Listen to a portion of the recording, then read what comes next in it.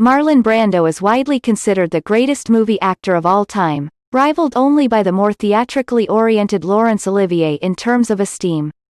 Unlike Olivier, who preferred the stage to the screen, Brando concentrated his talents on movies after bidding the Broadway stage adieu in 1949, a decision for which he was severely criticized when his star began to dim in the 1960s and he was excoriated for squandering his talents.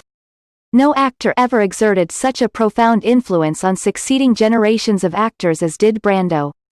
More than 50 years after he first scorched the screen as Stanley Kowalski in the movie version of Tennessee Williams's A Streetcar Named Desire, 1951, and a quarter-century after his last great performance as Colonel Kurtz in Francis Ford Coppola's Apocalypse Now, 1979, all American actors are still being measured by the yardstick that was Brando. It was if the shadow of John Barrymore, the great American actor closest to Brando in terms of talent and stardom, dominated the acting field up until the 1970s. He did not, nor did any other actor so dominate the public's consciousness of what was an actor before or since Brando's 1951 on-screen portrayal of Stanley made him a cultural icon. Brando eclipsed the reputation of other great actors circa 1950, such as Paul Muni and Frederick March. Only the luster of Spencer Tracy's reputation hasn't dimmed when seen in the starlight thrown off by Brando. However, neither Tracy nor Olivier created an entire school of acting just by the force of his personality. Brando did. Marlon Brando Jr. was born on April 3, 1924, in Omaha, Nebraska, to Marlon Brando Sr., a calcium carbonate salesman, and his artistically inclined wife, the former Dorothy Julia Pennebaker.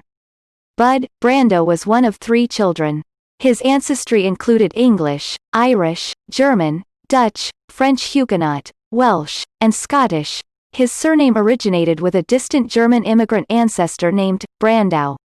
His oldest sister Jocelyn Brando was also an actress, taking after their mother, who engaged in amateur theatricals and mentored a then-unknown Henry Fonda, another Nebraska native, in her role as director of the Omaha Community Playhouse.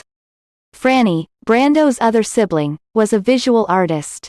Both Brando sisters contrived to leave the Midwest for New York City, Jocelyn to study acting and Franny to study art.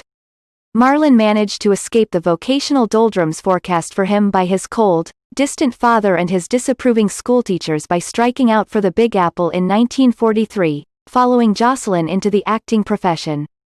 Acting was the only thing he was good at, for which he received praise, so he was determined to make it his career. A high school dropout, he had nothing else to fall back on, having been rejected by the military due to a knee injury